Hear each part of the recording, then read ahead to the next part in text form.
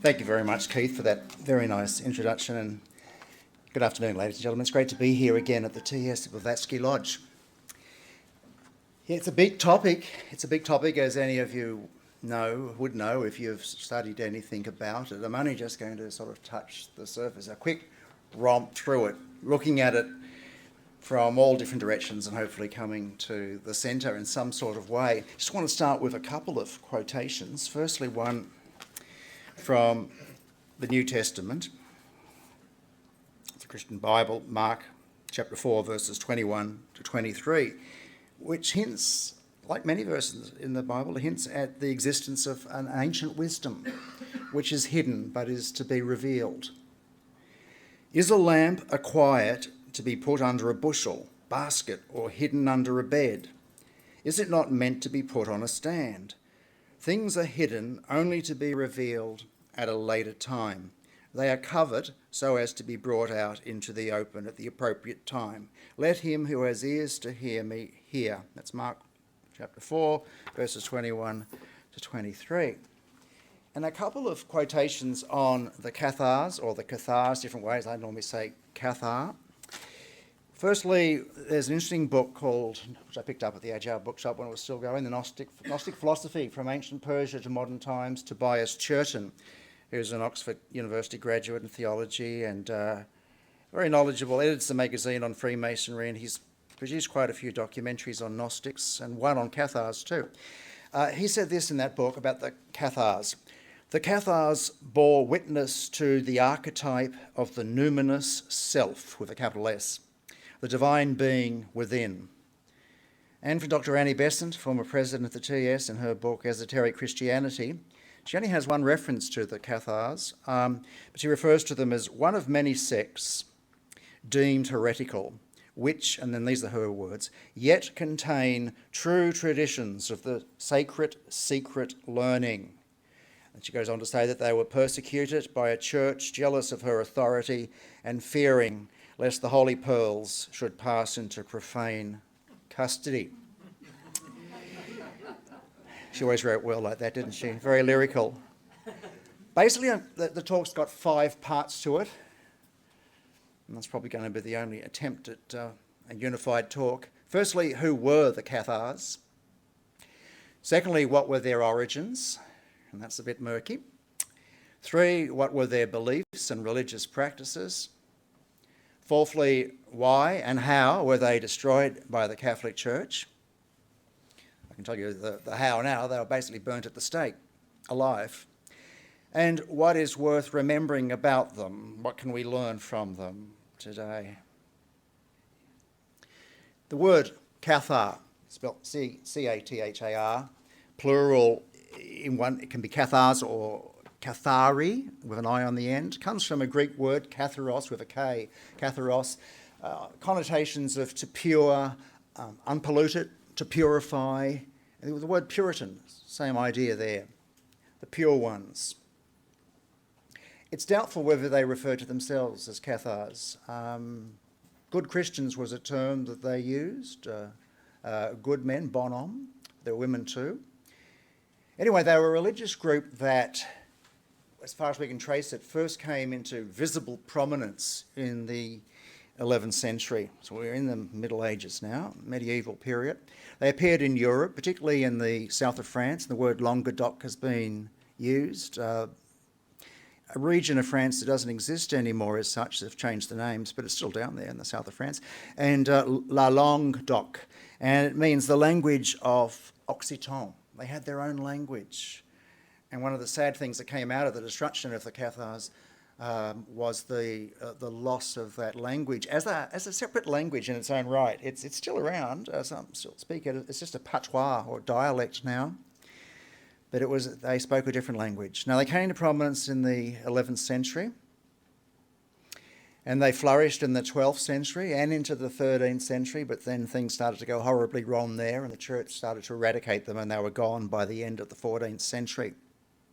Lots of books have been written about them, lots of documentaries. If you go onto YouTube, you can find quite a few TV documentaries that have been on SBS and BBC and so forth. Very interesting things. But some attempts have been made to show a continuum right back to early Christianity, to Gnostic Christians. And there's no doubt there's some strong Gnostic elements in the beliefs of this group, that you can regard them as sort of a Gnostic form of Christianity or occult Christianity. I had some ideas that were quite, by Orthodox standards, they were heterodox at best and heretical at worst. But as I like to think myself as a heretic too, as a Unitarian, because they've always been regarded as heretical by mainstream Christian groups, and that's fine. I like to go back to the origin of the Greek word heretic, which means one who chooses. One who chooses, like we do here, we choose. We choose to be different. And I think that's a good thing. And the Cathars were free thinkers. They were heretics in the true sense of the word. They did, however, regard themselves, though, as being authentically Christian. They believed that they had, like many such groups, Gnosticism, they had the authentic Christianity, which had been perverted and corrupted in the process of being organised and institutionalised. And that was certainly true of the Catholic Church then. It was morally, spiritually, in every way, monetarily corrupt beyond belief. Now, they have these Gnostic elements, but I don't think you can in some way show a direct continuum from the earliest Gnostic groups, of which there were many, not just one. Some people say Cathars are still around. Some people in France and elsewhere will say, I'm a Cathar, and some of them think they've got a direct continuum with these people, but probably not, only in a sense that they have embraced some or all of the beliefs that used to be held by the people called Cathars.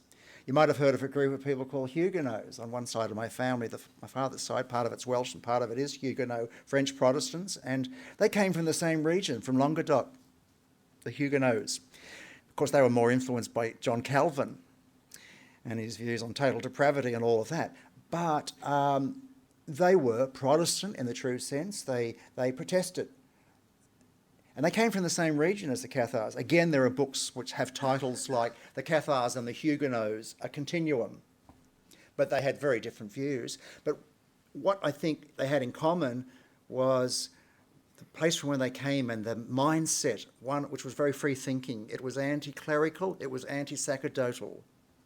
It was just the perfect soil for the Huguenots to take root and flourish. And then for a while there, they almost had a Protestant king in France. Things went horribly wrong. There was a period of tolerance and then a period of persecution. The Huguenots, like the Cathars, were a diaspora. Went to England, went to Holland, Prussia, Russia, all different places. South America, South Carolina, formed a colony there. Anyway, that's another story. But there is a bit of a connection between the Cathars and the Huguenots. But again, not a direct continuum. The Cathars, I mentioned the Gnostic element, we'll come back to that later. They also had a dualism in their theology. They believed that there were basically two powers at work, two principles. And one of their works, if you go to a site which probably many of you have seen, gnosis.org, you'll find a whole lot of Cathar writings and liturgy books and rituals that have survived. And I've just printed out a few pages, not the whole things. Their leading text was the Book of the Two Principles. And this work's composed of 7 sections, and it refers to the fact, it's trying to deal, like so many people, with the problem of evil. If God is all good and God is everywhere, then how do we account for evil? And this shows the influence of Gnosticism too. It shows the influence of a little bit of Zoroastrianism as well. Historical Zoroastrianism, a little more Zervanism. This idea that there are two principles at work. There is an all-powerful good principle, a creator God, who created, we have two worlds. We have an invisible spiritual world and we have a visible material physical world. Now, the creator God, all-powerful or good, a power, a presence, a principle, created the invisible spiritual world, but there is an evil adversary, another principle at work, which created the material physical world. We've got this idea of a demiurge, which is very Gnostic. So this dualism penetrates a lot of their theology. Where did that come from? What are the origins of these Cathars? I mentioned that there's no direct link with early Gnostics, but there were a lot of connections with Greeks. We do know this much, even though we don't know the true original origins. It's a mystery. We know that they had roots in the Paulician movement in Armenia. Paulician, as in Paul, the Apostle Paul, but I-C-I-A-N at the end. They were a Christian adoptionist set. Adoptionism is by Orthodox standards, a heretical doctrine that Jesus wasn't born the Son of God, but somehow was adopted as God's Son, either at his baptism, at his resurrection, or ascension. So the Paulicians were a Christian adoptionist sect. They had some Gnostic elements to them. Like many groups, they tried to get back to what they saw as the original Christianity of the apostles. Then there was another group that many of you will have heard of, the Bogomilism. The Bogomils, a Gnostic religio-political group that was founded in the First Bulgarian Empire, 10th century. And again, that group called for a return to early Christianity. Both of these groups were anti-clerical in the sense that they saw that, a bit like Krishnamurti, that the best way to destroy truth, not that you really can destroy it, but is to try to organise it, and institutionalise it, which I think is what's happened in many cases. And so they rejected ecclesiastical hierarchies and mediating priests. They believed that each person was in direct contact or had direct and immediate access to the divine, and you didn't need a mediating priesthood, because as you would know, Roman Catholicism is very much a religion where grace is mediated through the sacraments, but it takes a priest who is in apostolic succession and all of that for it to be valid. Whereas Protestants tended to take the view that, and there's various variants of this, that you're in direct access with God. You don't need to go through anyone except perhaps Jesus Christ. Now the Bogomils were a group that went all through Bosnia and Dalmatia, Italy, France. They were dualists too, believing that the world was created not by the God of Abraham, but by some sort of demiurge, Satan-type figure. There is some evidence too that we can go even further back with the Cathars, and we can look at, go to Persia and look at Zoroastrianism. Modern day Zoroastrianism is at pains to point out that it's no longer dualistic, and that's true, but there was a form of it called Zurvanism, which did believe in a separation of good and evil, both cosmically and morally. So there's reason to believe that the essential ideas of Catharism came from Persia and by way of the Byzantine Empire and the Balkans. By the end of the 11th century, you found them throughout the south of France. They were probably the most dominant religious group in the south of France, even more dominant than the Catholics. They had taken over, the Cathars, whole cathedral chapters, like whole dioceses. The city of Orleans was such a place where they had taken charge. Also, you found them in northern Italy and in the Rhineland cities, particularly Cologne in the mid-12th century, and even in northern France as well. So they took possession of many churches, not in any violent way, as was mentioned by Keith. They were, for the most part, non-violent and pacifists. They opposed war, they opposed capital punishment. For the most part, they were vegetarian. Some ate fish, but they basically had an aversion to anything that was the result of procreation. This led to some interesting, rather eccentric practices and beliefs on the part of the Cathars. They had a thing about procreative sex, which makes them a little bit quaint and odd in one way, but it's got some interesting side effects. Someone mentioned we don't normally talk about masturbation or homosexuality here, but that sort of sex would be, to the Cathars, if they thought about it, more palatable than sex between a man and woman in marriage. Because it wasn't, the two I mentioned weren't procreative. Whereas with the Catholic Church, and at that time, playing with yourself was a much worse thing to do than raping somebody, because at least with rape, would you believe, there was a possibility of procreation. Now, this is when you take these ideas and take them to their extreme, it becomes absolutely obscene. But I better stop there.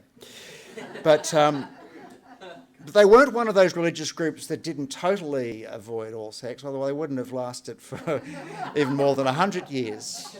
Like the House of David and that group, they sort of, they eventually, they're largely gone. Because they didn't, and these Shakers and other groups. There were two groups of the Cathars, basically. There was the ordinary men and women. And another good thing, they basically believed in the equality of the sexes, and women could be educated, and that was encouraged, unlike the position in Christian churches. There were two groups. There were the ordinary ones, and some of them chose to abstain from sex, but others didn't, and it wasn't necessary. But then there was an inner group called the parfaits, the perfected ones, and they, parfait or parfait, plural, and they tended to abstain and were very strict about those things, and diet as well. Very interesting people. They've held most of their services in the outdoors, in the fields, sometimes in barns, but they rejected churches. They didn't like the cross. They saw that as a pagan symbol of idolatry, basically. At least they were right about that. And certainly the cross, as anyone that studied the ancient wisdom knows, it's a pre-Christian symbol, which, like most things, the Christians stole. And then destroyed the organisations that it had stolen from. At least I'm Unitarian, so I can say these dreadful things. Another thing that makes them appealing to Unitarians is that they didn't take the view that Jesus was uniquely and exclusively divine. They took the view that everyone was sparks of the divine. That's very theosophical. And the only difference was of degree, not kind. So Jesus wasn't uniquely and exclusively God. You've got to put those two together. He was God, but not in any unique, exclusive sense. He didn't claim anything for himself that he didn't claim for others. So that was a very interesting view that we can learn something from, and many of you will be familiar with from your own forays into occult Christianity or whatever. So free thinkers with an emphasis on personal religion, personal spirituality, personal transformation through direct personal experience, that Gnostic idea of gaining insight through experience. And one thing I haven't mentioned yet, I don't think, is reincarnation. They were in terms of human history, not only at the time, but for all time, they were the largest Christian group claiming to be Christian, who believed in reincarnation. They weren't the only ones. You've got the Liberal Catholic Church and a New Thought denomination called Unity, which I once had an affiliation with. Lovely people. But there are others that believe in it, but they really did believe in reincarnation. Now, this was one of the major things that was a threat to the Catholic Church, because if the Catholic Church has always taken the view, still does to a large extent, less bullishly and less, I don't say it quite like I'm going to say it, but they take the view that if they can't directly determine or decide your state in the next world, the Church, by reason that it dispenses and can withhold the sacraments, can at least heavily influence your soul and where it goes. But if reincarnation is true, then no church or priest or Protestant minister or preacher or anybody other than yourself has the power to determine your future life or lives. So you see, that's a real threat, reincarnation, to the temporal and spiritual power of the church. And many of you that have looked at the Bible, you can still find not plenty, but a number of references that I think are fairly unambiguous to reincarnation in the Bible, but a lot of the references were chopped out. That's another story for another day. So reincarnation was a thing that made them rather unpopular with the Catholic Church. Another thing that made them very unpopular, they believed in religious freedom. And that was a time when there was no separation of church and state, at least not in the countries that these people were living in. So they believed in religious freedom. And that meant they were opposed to compulsory tithing. At the time, there was compulsory tithing. You had to give 10%. If you lived in a certain area, you had to give 10% to the church. And they had no problems with giving per se, or even tithing, but they felt that that's an individual matter and should not be compulsory. So they refused to tithe. Now that was probably even worse thing not to do.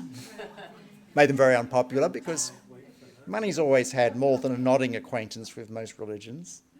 Some more so than others, and thank you. And that was a real problem too. They didn't pay money. And ultimately, as we'll see, when the crusade began against it, I didn't mention that. The church didn't call them Cathars, it called them Albigenses. Albigenses? Yes. To do with white. And anyway, pure. First there was the crusade, and then there was the medieval Inquisition. And that Inquisition was basically brought in to get rid of these people in particular and to rout out what was a widespread belief in reincarnation in Christian circles. But once they started exterminating them, the church, then the thing was, some of these people were quite wealthy, these Cathars. They lost all their property. It all went to the church. Or it was given to noblemen, provided they helped the church exterminate the Cathars. So, let's talk a little bit. I've mentioned that they were basically vegetarians for the most part, occasionally an exception with fish. But that was an individual matter. They were pacifists for the most part and non-violent. Sometimes they did become a little bit violent when provoked, but not to the extent that the church was towards them. They were Gnostic in the sense that they believed that there was an inner wisdom to the scriptures, that they needed for the most part to be interpreted not literally but allegorically, spiritually. They were activists, believing in deeds rather than creeds.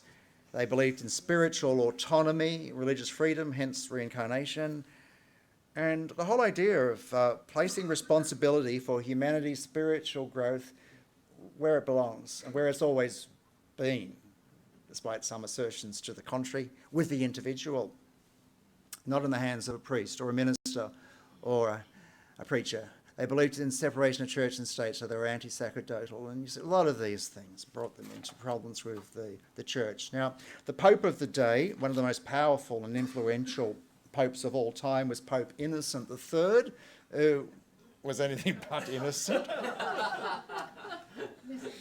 He tried 3 methods to deal with the Cathars. The first one was diplomacy, which was unsuccessful. He sent out a number of legates from Rome to France.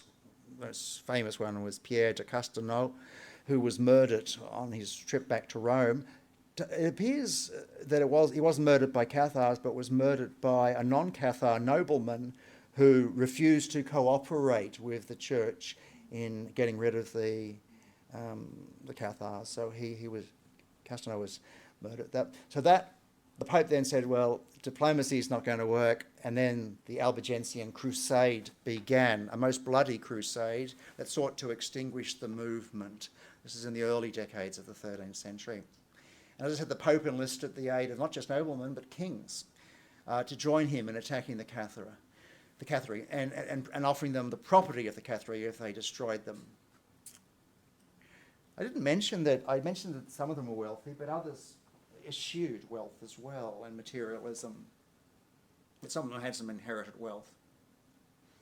They were also very well educated, these people, very well educated. Before I forget, I mentioned the troubadours. They were very well educated, generally more educated than Catholic prelates at the time, who dressed up in lovely robes but really weren't very educated. And they often debated theology in public buildings, and the Cathars normally won. The Cathars normally won. That was another reason why the church didn't like it. Because they were more educated. Yes, a lot of the priests in those days were just peasants. There was no theological college as such.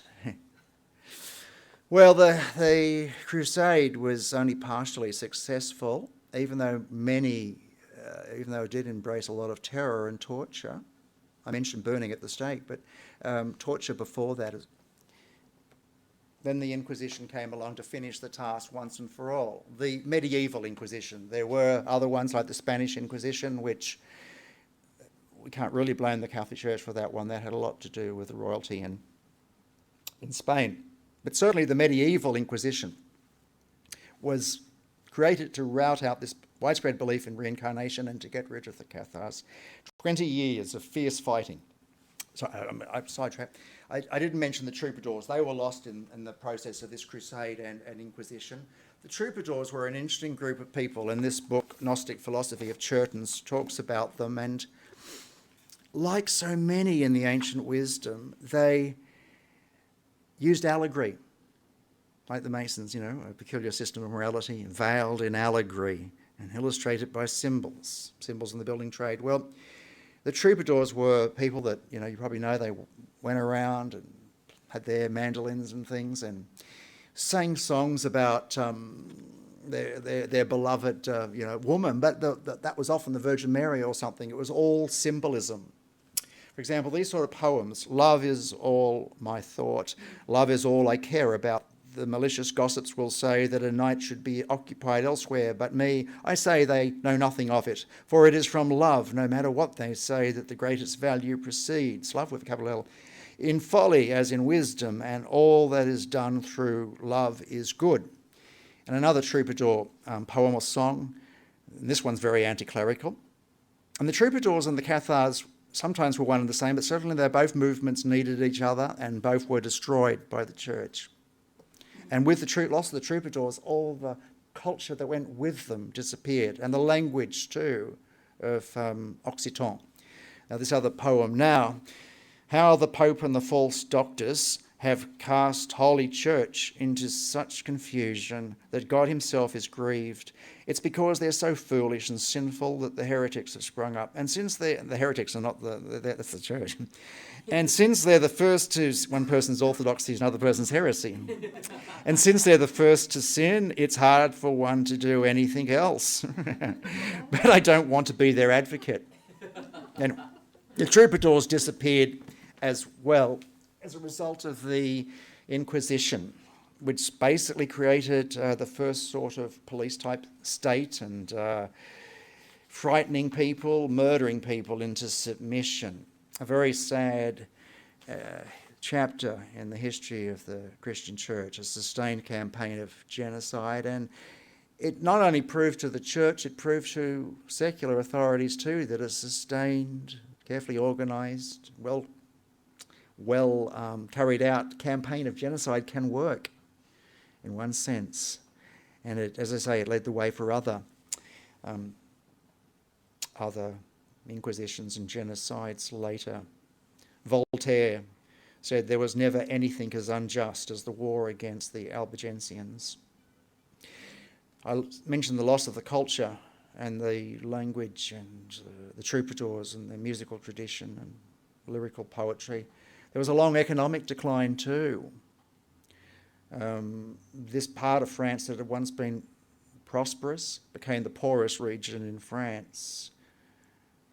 It's interesting. My father, who wasn't a very religious man, used to say, Catholicism and poverty go together.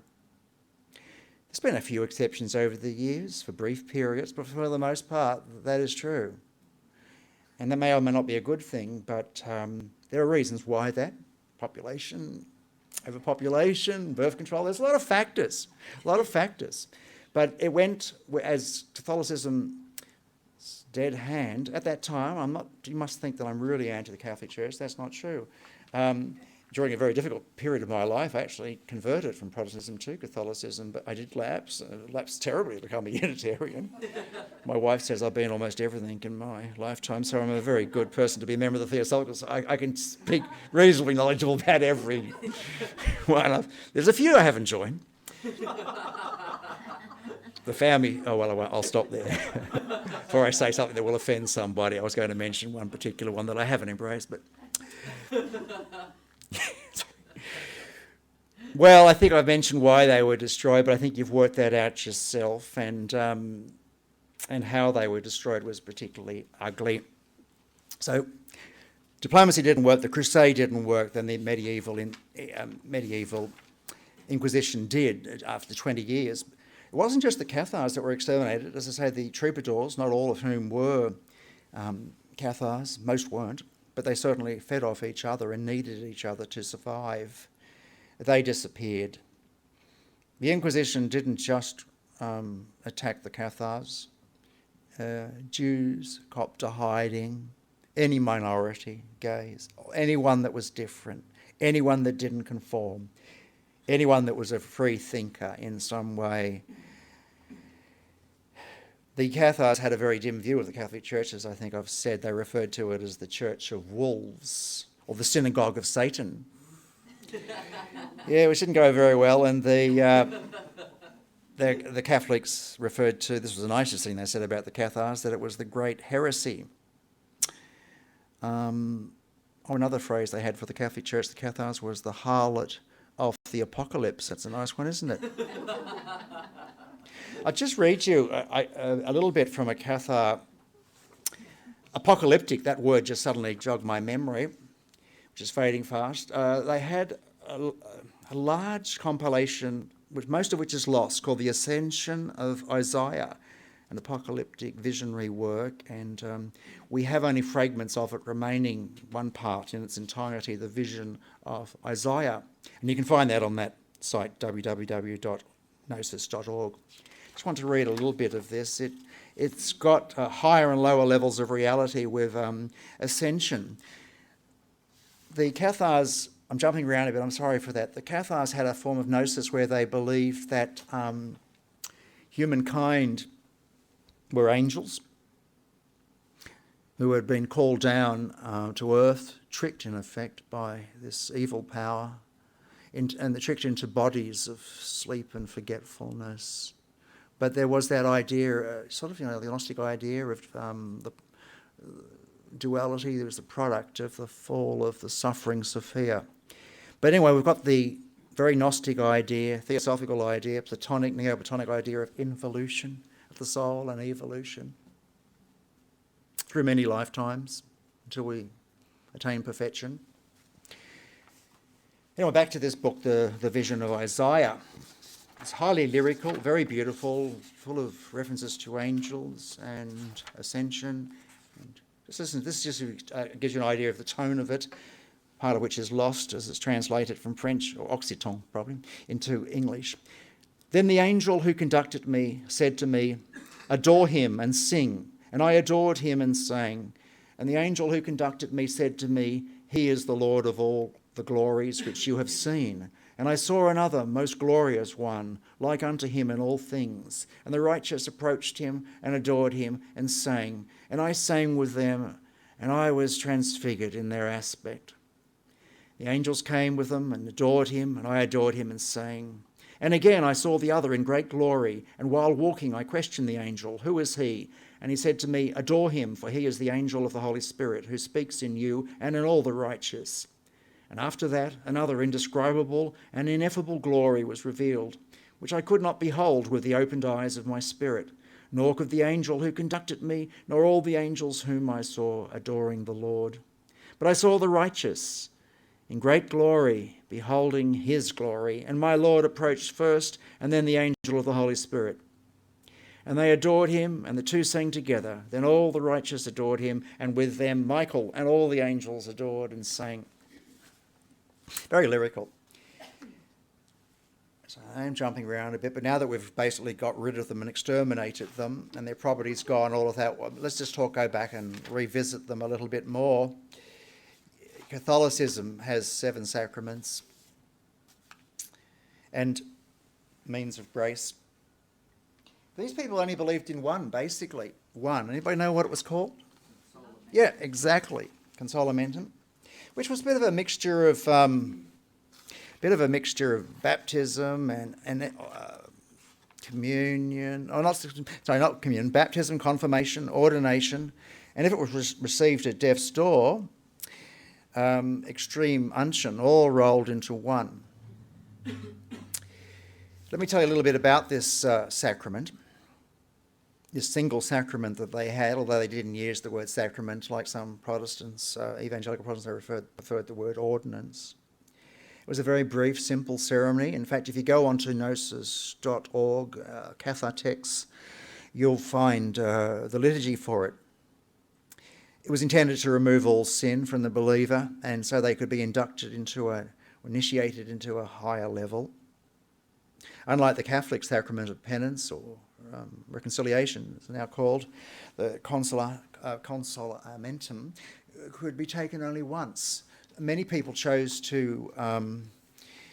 There is a view that's expressed that there was a widespread practice of receiving this ordinance on your deathbed, and then you shunned any further food or drink in order to hasten death, sort of a self-imposed starvation called the endura, E-N-D-U-R-A, a sort of a slow or quick, perhaps, suicide in order to escape this world and avoid sinning anymore.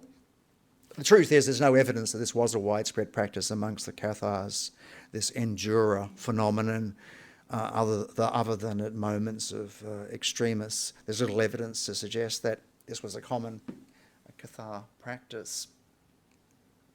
But that was their one and only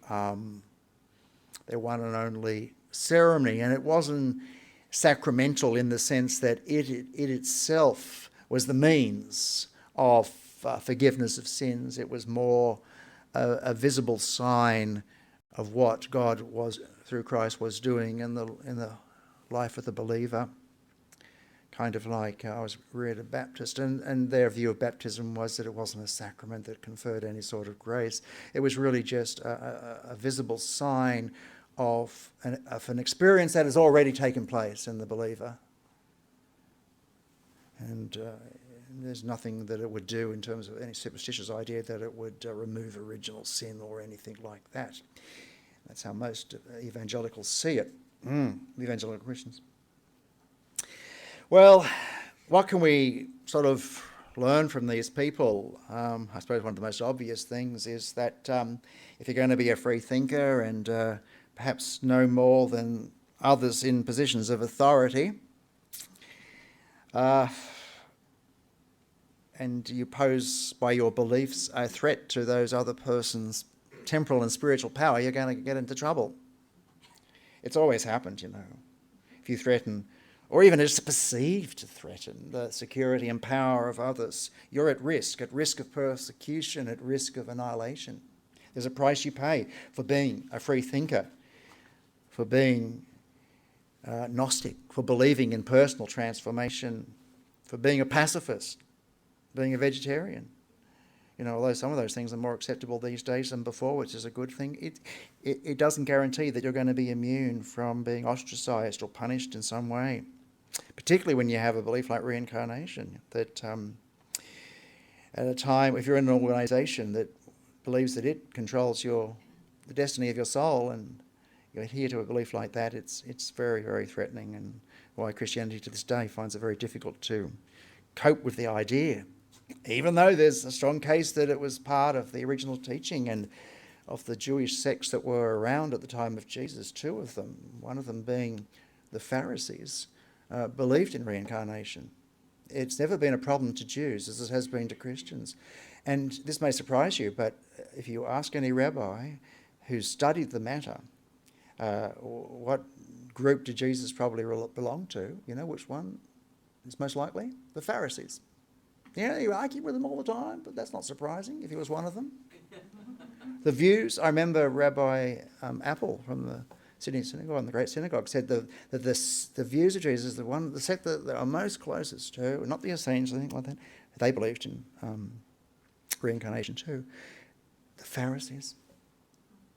And they get a bad time in the New Testament. You know, they come out as being fanatics, and they weren't actually for the most part. They weren't fanatical for the most part, the way that they've been depicted in some Christian writings.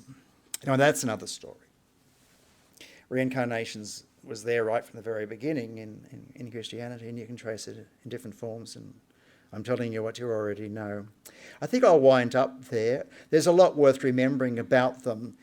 I think the values for which they stood, they're being free thinkers, some strange views when it came to procreation perhaps and things like that, but they believed in separation of church and state, which I've always thought has been a good thing. good for both state and religion, to have separation of church and state. That was very much a Baptist principle, as was pacifism, at least amongst certain Baptists. It was a strong tradition of pacifism, particularly in England, John Bunyan and all of that. Vegetarians, activists, they didn't really care much what people believed. It was their lives that mattered. It was how they lived their lives in relation to others was the important thing. So in that sense, they were far from dogmatic or fundamentalist. They believed in your spiritual autonomy and mine. Now, if you go to the south of France, and I have been there, you'll find that there's a thriving Cathar industry there, which has become a little bit mercantile in some places, where there are lots of monuments everywhere to Cathar martyrdom, and you'll find the ruins of some Cathar castles, churches, chateaux. And there are some people today who claim to be modern Cathars. The tourist industry in the Languedoc sort of region is, or the Aude, A-U-D-E department, is there. And lots and lots of memorials are springing up on sites of the massacres, and an increasing body of historians and other academics are engaged in serious Cathar studies. And if you want to look at it more, just put it into YouTube and you'll find a few interesting documentaries online there. I mentioned the Huguenots. There are a number of Protestant groups which are at pains to point out that their beliefs are quite different from Cathars, but there are a number of ideas that the Protestants share in common with Cathars.